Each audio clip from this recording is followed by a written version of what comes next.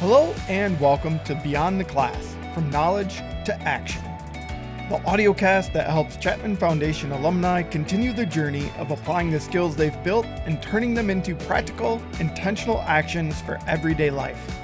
I'm your host, Adam Salget. This episode is another Replay and Retool. This series is our way of revisiting meaningful lessons from earlier audiocasts.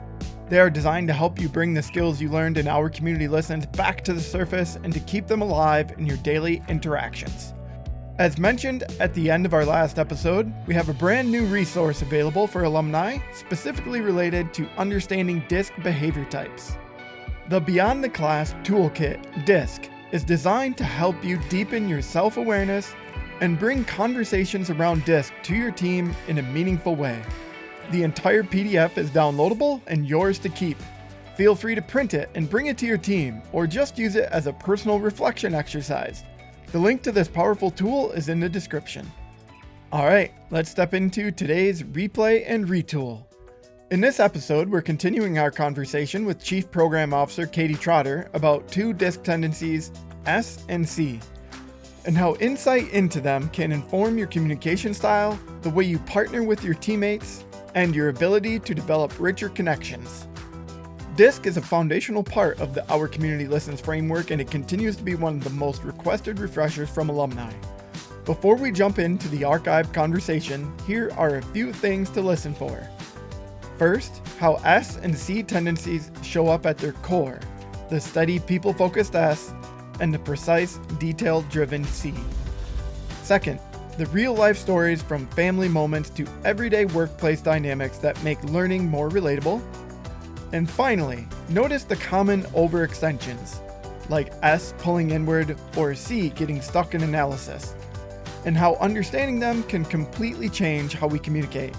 Then be sure to stick with us till the end for more practical tips you can use right away. Okay, let's step back into the original conversation.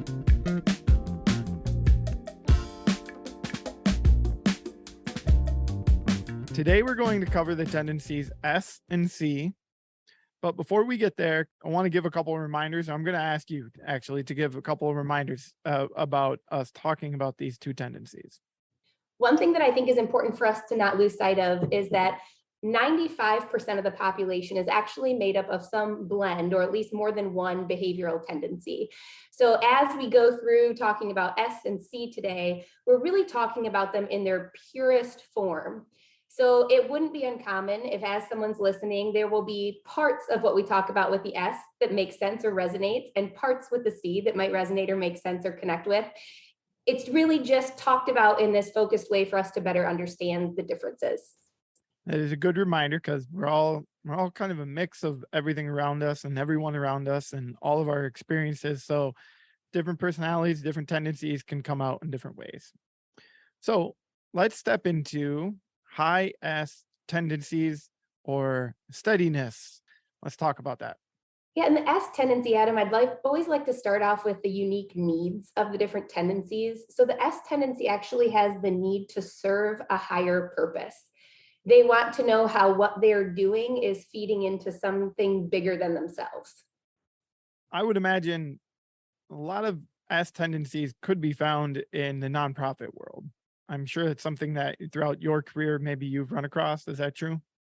Yeah, I would say that that's a pretty common theme. Also, when you're looking at people who are volunteering, serving on boards, sometimes it has this natural pull for people who are wanting to see that their work is feeding into something different. That does make a lot of sense. What else about the S tendencies? What's some of their team strengths? On a team, they tend to be known for being patient and very results oriented. They like to keep kind of some harmony. So they tend to be very in tune to what's happening on the team, right? They might notice if there's a person who normally speaks up, who's not. They're aware if workloads seem to be a little bit off balance. So they do a great job of kind of keeping tabs on everyone to see how the team is doing. So they have a little bit of that intuitiveness, the ability to read people, that some would say, kind of read a room. Yeah, and it's interesting. We talked about how the D and the I tendency are known for being a little bit more active. So now today, as we're talking about the S and C tendency, we flip to this more reserved side.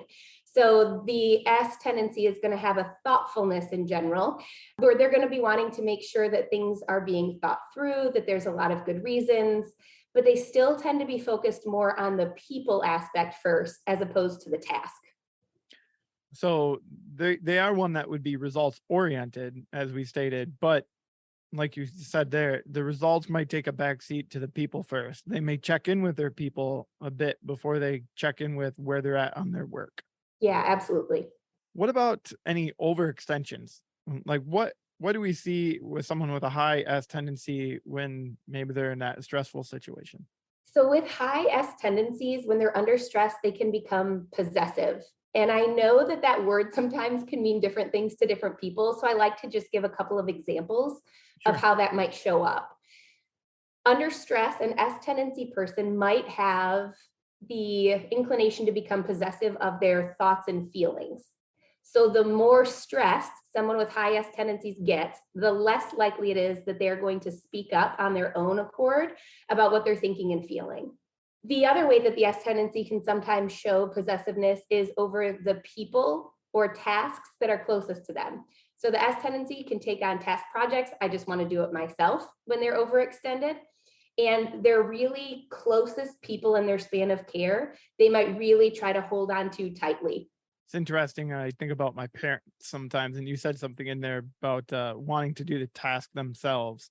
And I know my father was never clinically diagnosed with any type of obsessive compulsive, but there's elements of his personality or his tendencies that come into play when it comes to that. For example, we used to burn firewood as a kid, and he'd get planks of wood that we would cut up, and he'd have them on the wagon, and he'd unload them himself, and he would count how many planks of wood. It was like he needed to do that. Yeah. And I asked him one time, why did he do that? And he said, well, for one, it keeps my mind busy, and he liked that. And then for two, he had an idea of whether or not he was getting about as many as he got the last time, because they kind of just dump it, right? So they don't really give you an exact amount, and it's not weighed or anything like that. So it was his way of doing it. But the other element there, that he was a little not obsessive, but doing it, taking the task on and being possessive of it, for him was, I believe, he wanted to make sure it was done the right way, or in the very least done what he believed to be the right way, his way. And so at times I think that as an overextension caused him to not necessarily be much of a teacher. Like there's elements of things that I did not learn until I was a little older, and in then doing them myself when maybe the opportunity wasn't given to me. Now, I don't want to talk negative of my father. There's many, many great qualities, but that's always something that I kind of realized as I got a little older, why I didn't learn certain things, because he wanted to keep that possessiveness to this. And when I think about his personality or his tendency, S would make a lot of sense, because he is a team guy, but he wanted to provide, and he wanted to make sure that we were as steady as possible. So there weren't a lot of risks taken in our home. He never took a lot of risks. Like, he was not an adventure seeker, I guess you could say. He's not an adventure seeker. And so there's elements of that I find interesting when I think about the dynamics of my dad. Adam, I think you hit on so many things that we talk about with the S tendency, because you hit on that need for stability and that steadiness. And the fact that just because under stress, sometimes S tendencies can pull in and want to take things on their own, that in general, they do great with that team environment, which what you were speaking to. Yep. He definitely would when the opportunity arose, and he was a great father in that way. So it's just interesting, kind of looking back and having more knowledge as an adult, and thinking about what you go through as a child, and learning a little bit more about where your parents might have been coming from, and understanding it better now. Yeah, I think after having gone through some additional training on extended disc, it has definitely shifted how I revisit my childhood memories. Sure. Yeah, I can imagine that. Tell me a little bit about how an S tendency likes to be communicated with. Adam, there are so many different ways that we could head with that particular item, because it reminded me when you made that comment about your dad about not necessarily taking additional risk. When we were talking about communicating in our previous podcast, The high D tendency wants to seek out that personal challenge. They want to take on the risk. And so when we use that sports analogy about the D tendency player in that end play, right? They want to be the one taking the shot. They want that weight on their shoulders. When the S tendency, if we're going back to that theme of our sports analogy, when they have that last shot, and that is riding on their shoulders, when you're communicating with that S tendency, you want to reduce the perceived risk. So as opposed to, you got this is the game-winning shot opportunity. When you're talking with the S tendency, it's more along the lines of, you've done this 1,000 times before. This is like every shot that you've taken, right? Regrounding them in that tradition, reducing the risk. So I think that also applies when you're looking at the work environment, right? When we're making a change to a process, when we're rolling out a new program, when you have someone with high S tendencies who has to give a big presentation, right? Reminding them that it's going to be okay no matter what, however it turns out, but also that they already know it, they've got it. All of that type of encouragement can be helpful. You said a word in there, tradition, that makes a lot of sense. And I think when I think of S tendencies, tradition I'm guessing is a high value for them often. So applying that to work and using that word, I think is an interesting concept. And I think it's a good thought, depending on the person you're speaking with, that they may connect with the idea of like saying, instead of, implying you've done this 1,000 times, maybe say, this is a tradition. You've traditionally handled these types of requests. So I believe you can get through it. Because I think about my wife a little bit when she's stressed about work. And I think I'm kind of in my head going, you've done this before. You've done it before. Now I know she has, and she gets there. We've talked about that in different podcasts, the ability to allow her to process a little longer than myself. Mm-hmm. And she gets there and she realizes it and she knows, but in that initial moment, there's definitely that stress of change or something that's different or a new added pressure, which might be a student in her case. Absolutely. I think reminding people about that tradition that they have and that consistency that they've shown can settle an S tendency. Yeah, and the other thing that I want to pull out from what you just shared, Adam, was that needing time to process. Mm-hmm. Right? I have a lot of high S tendencies, and sometimes I feel like I need to wear the t-shirt that just says needs time to process. So people are aware that I'm not going to respond. I just need a little bit of time. And so when we talk about ways to communicate with a high S tendency, if you announce something in a staff meeting and you want an answer right away, Mm-hmm. that can be a really big challenge for the more reserved sides of the tendencies. So sometimes if you're communicating with the high S, it's either, can you give them the information up front, like beforehand, and then let them know that you want their thoughts and feedback? And if you can't, because it's real life and that doesn't always work, if you have to drop something in a meeting or in a conversation, it's really beneficial to then do personal follow-up with the person, to go back to say, now that you've had some time to think about it, just kind of wanted to check in and see where you're at. Great. That's awesome. Let's cover some strengths and limitations of the S tendency. I know we've already kind of done it in the way we've been speaking, but I want to go through our list just so people have the opportunity to hear it, because we've done it on the prior two tendencies as well. Yeah, so our S tendency tends to be known for being dependable, and we've touched on this already, but are results oriented. They are seen as being loyal and trustworthy, and in general can come across as being good listeners, patient, and empathetic. And I think a lot of that comes from that desire of the S to keep the harmony on the team and to make sure that people are okay. So a lot of those strengths align with that. Got it. Limitations would include? So our S tendencies, because of the need to think through all of the details and have time to process and make sure everybody's taken care of and okay, we can be seen as taking a long time to adjust to change. So sometimes I like to use the analogy that maybe your D and I tendencies are like a speedboat with change. They see an island, they see an island, they see an island, and they're adjusting quickly. Whereas our reserve tendencies, the S and C, you could think of them more like a barge with change. So they're gathering the information that they need, they're thinking about it, they're processing as they're turning the barge. And then when they are headed in a direction, they are going to get there with a lot of power, but it can take a little bit longer for them to make the turn. What I really love about that analogy and that visualization in my head is thinking about the two boats physically, not only the pace of which you just described, but the ability for each of them to carry knowledge or to carry Yes. information. Now, it isn't to say that you can't pack a lot on a speedboat to carry that knowledge, but when you think about that barge along the way, they're collecting the data. They're looking at it in a certain way that now they're loading that barge ship up with all of these stats potentially, which we're going to talk about, I think, in the C tendency a little more. But stats or information, just tidbits that they need to, maybe it's questions that they have that they're now getting answered, and therefore it's kind of all collecting on that barge as they move from island to island. And Yes, I love that, right? If the speedboat's like, here's this great new program or great new initiative, then the S tendencies contribution is often, what are the processes that we need in place to support the people? What are the trainings that need to be provided? How do we roll out this new messaging to people to make sure they're supported as they move forward?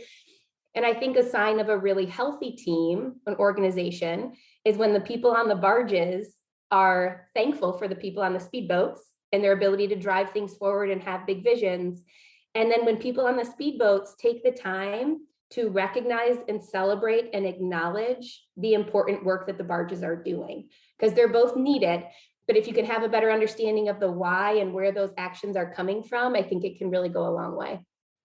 Yep, and it's kind of cool to think about it again in the visual of a speedboat's helping clear the way. Like they're clearing the I path. love that. In a way. I mean, they're not physically going to be able to do it, but they're like a scout ship. You know? Yes.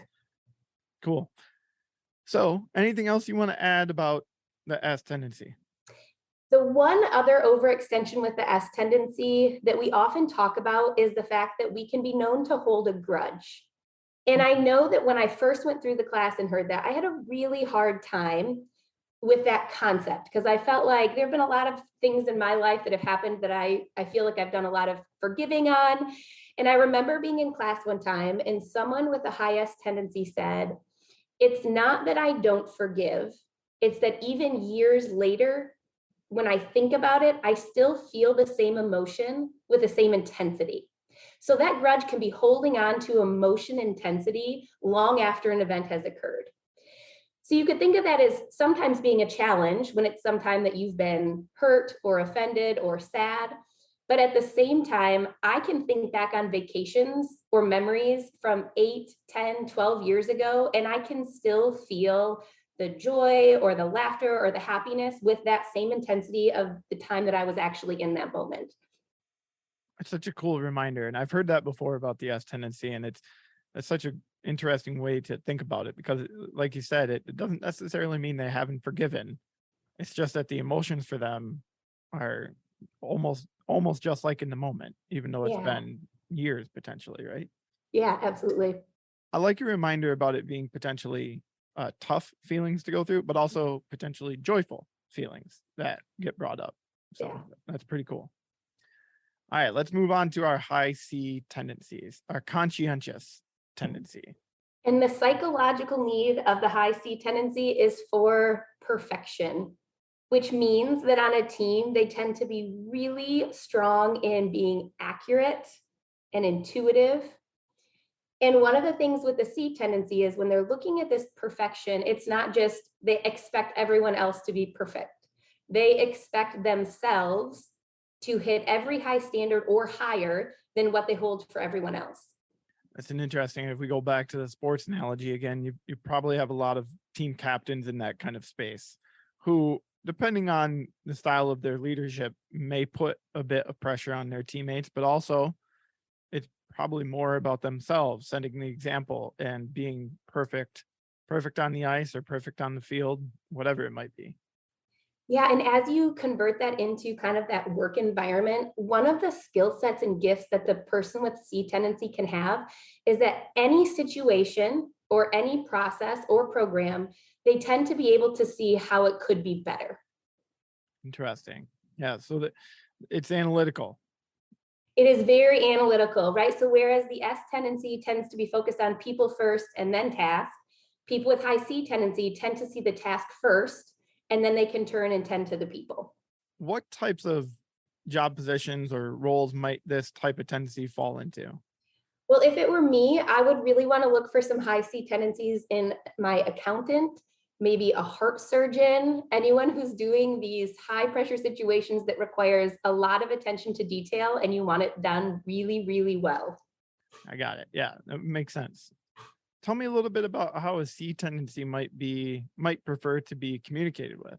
So with our C tendencies, it's helpful to have a lot of data and information. So as you are bringing up a topic or discussing it, they're really going to want the details and to know that you've thought through your decisions or your questions or whatever it is that you're discussing. So for example, if you go into a staff meeting and you announce a change, you might want to be prepared for why are we going to do that? What made us decide that's the right change? What evidence do we have to support making that decision, right? There's a lot of questions. So if you can proactively come in and have all of that information prepared or already presented, it can go a long way. And so I'm guessing if you were to lead with how this is going to impact the people, depending on, of course, like we mentioned, 95% of people are not just one tendency. So, but if you were to lead that conversation about change with how it's impacting the people you serve or the people in the organization, they may have a tendency to tune out a little bit, all depending if they're not getting the data up front. Yeah, right. So these vague statements or vague details could be challenging, right? So if we're like, it's going to be really good for the team, that's a vague statement that might not be as meaningful for a high C tendency as it might be for some tendencies that are focused on how are people going to do.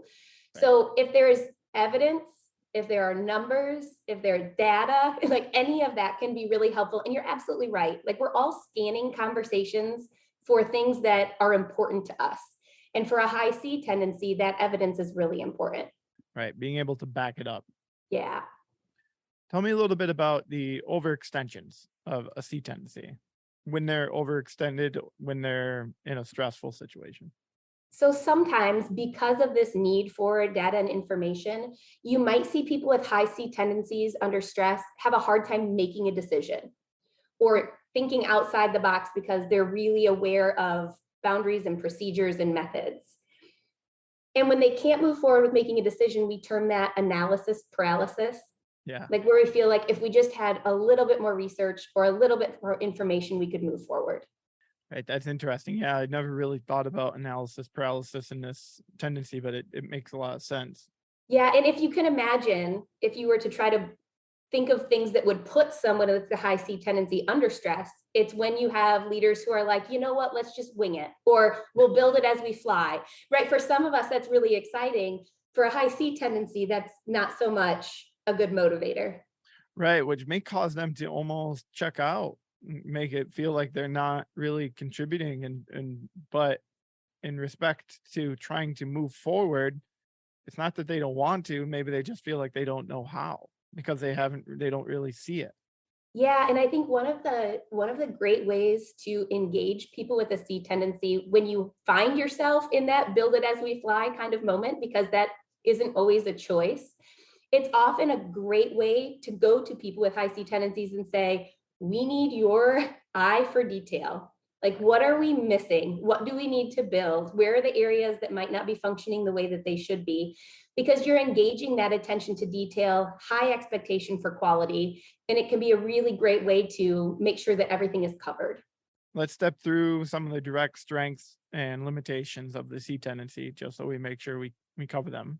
I love this phrase, Adam, but we talk about the high C tendency as being the anchor of reality.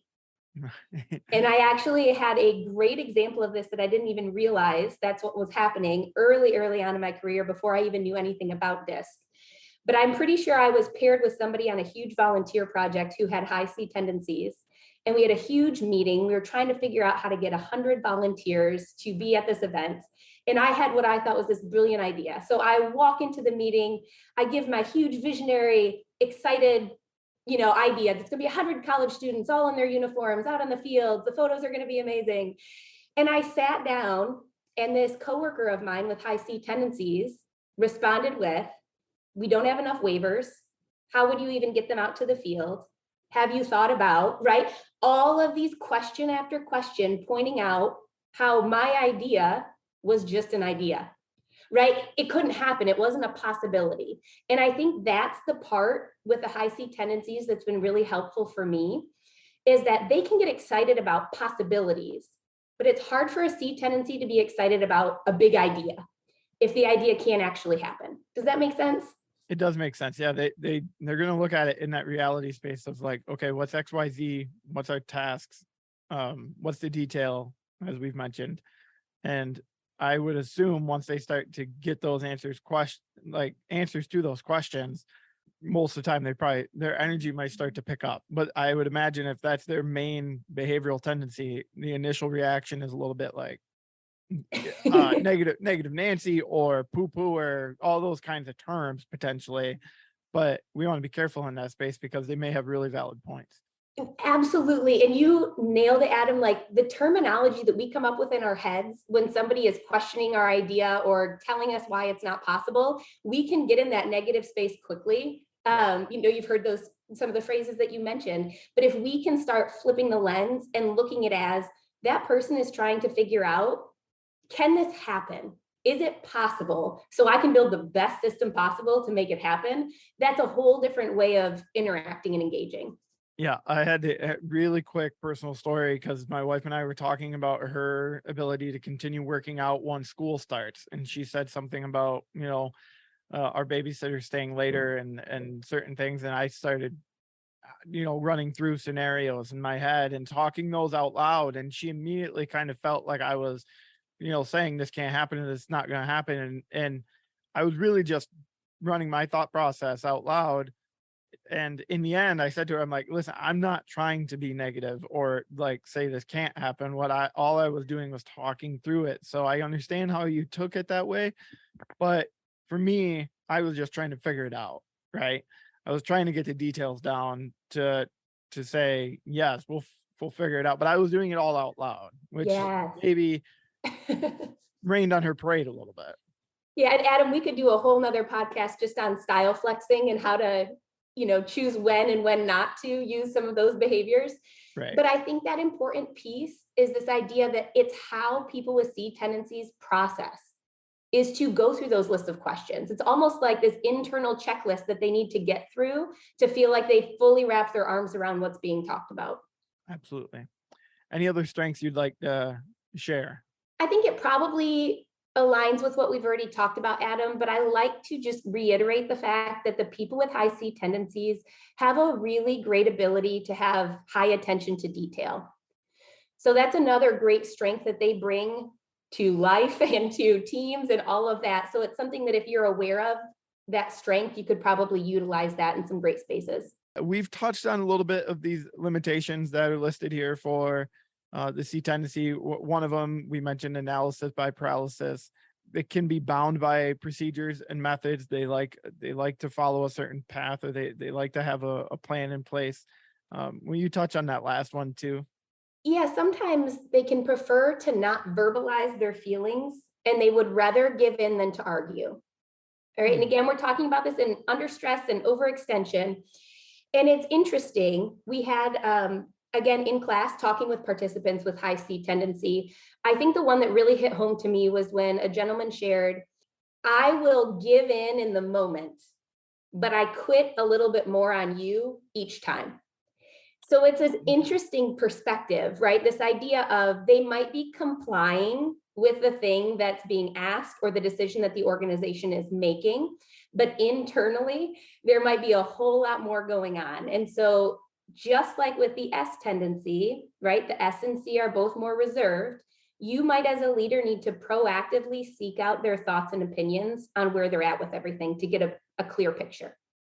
So as we wrap up the podcast today, talking about the S and the C tendency, why don't we quickly go over their needs and fears again, just as a quick reminder. The high S tendency has a need to serve a higher purpose, to be a part of something bigger than themselves. And the main fear is a loss of stability. Whereas for a C tendency, the psychological need is for perfection. And their main fear is a criticism of their work.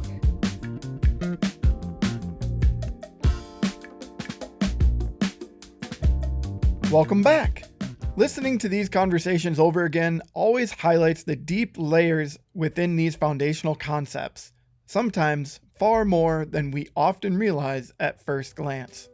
Today, we're sharing 2 quick tips and a PDF packed with practical tools to help you immediately put S and C insights into action. Tip number 1, the Reduce the Risk Framework. Perfect for supporting S tendencies, this tool helps you communicate in ways that lower perceived pressure and build stability, 2 core needs for the S profile. To use it, start by grounding the person in what is familiar. Highlight traditions, past successes, or the consistency they've shown before. Then clearly outline what's not changing before you introduce what is changing. This reduces uncertainty, builds confidence, and helps them process at their own pace. It may feel slow at first, but the payoff is huge. You'll see more engagement, less stress, and clearer communication in return. Tip number 2, the evidence-first script. Ideal for partnering with C tendencies, this tool helps you present ideas the way C profiles naturally process information, with clarity, structure, and concrete data. Lead with what you know, facts, steps, rationale, or supporting evidence before asking for input or expecting a decision. The clearer your structure, the faster their confidence and creativity will kick in. This also helps avoid analysis paralysis by giving them exactly what they need to move forward. And lastly, we have the Beyond the Class Toolkit DISC. This brand new resource is designed to help you deepen your self-awareness and bring DISC conversations into your team in a meaningful way. Inside, you'll find the Platinum Rule Refresher, a mindset shift that moves us from treat others as we want to be treated to treat others as they want to be treated. This reflection sheet helps you examine where style flexing could improve a challenging relationship or strengthen an important one. You will also find a guided team conversation outline, a 5 to 10 minute discussion format you can drop into any meeting. It's structured, simple, and ready to use. The entire PDF is downloadable and yours to keep. The link to this powerful tool is in the description. And don't forget about our CFCC Leads app. In there, you can find a quick reference guide to all of the DISC profiles. Thank you for spending time with us and for your continued commitment to growing as communicators and leaders. These episodes are our way of keeping core skills fresh and accessible, because the more we revisit them, the more naturally they show up in moments that matter. We hope you feel refreshed, retooled, and ready for real-world action. Until next time, we're inviting you to walk your path with intention, because you are the message. Take care, my friends.